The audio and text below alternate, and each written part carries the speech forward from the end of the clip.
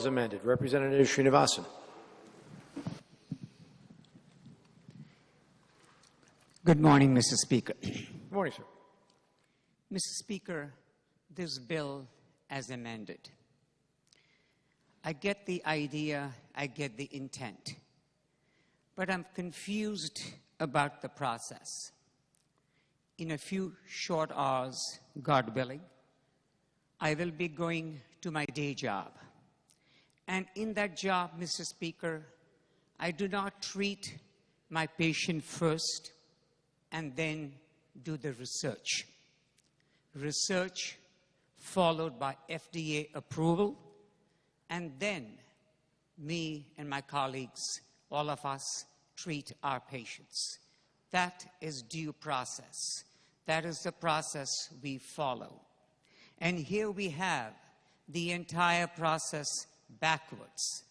We pass a bill, we pass this implementer, and then go back to study what the implications are of what we just passed. So if you can imagine, when each and every one of us visit our physicians in the days and weeks ahead for a routine physical or for a treatment, what we are going to be handed out is not what has gone through the entire process, but an idea that the patient be treated with something, and then guess what? We will study what we just gave you a short time ago. Mr. Speaker, there are parts in this bill that has bipartisan support. I would even go so far as to say there are parts that have almost unanimous support. But when you look at this bill, when I look at this implementer in its totality, it is a different bill. It's a different ball game altogether. Mr. Speaker, this morning, I feel handcuffed, having to vote on a bill, having to vote on something as huge as this implementer. There are parts, sections in this implementer that have not had public hearings. There are sections in this implementer that have not come out of committee. We have not followed due process.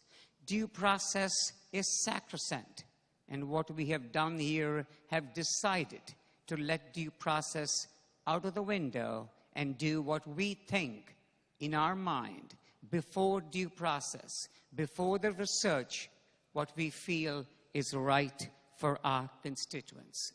And for that reason, not having followed due process, I cannot support this bill.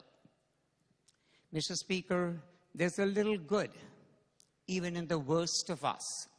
And in this implementer, there is definitely some good.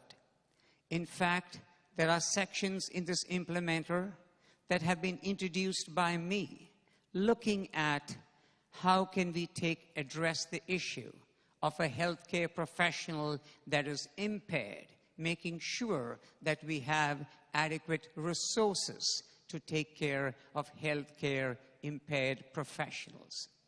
But all of that pales to what we are doing in its totality.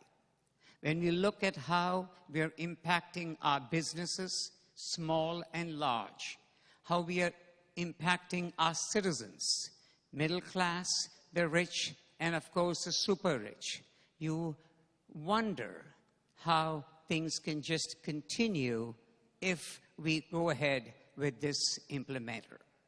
I see the ads, Mr. Speaker, the New York State ads, and I cringe when I see those ads.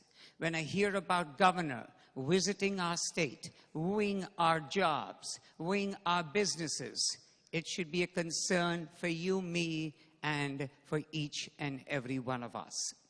So when I look at what this implementer will do to us, to our constituents, to each and every one of us here in the state, I am worried that the brighter days definitely are not ahead of us.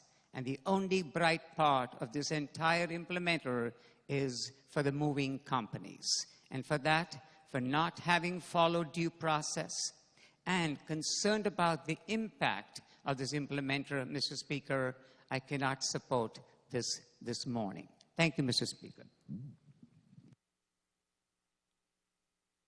Thank you, sir.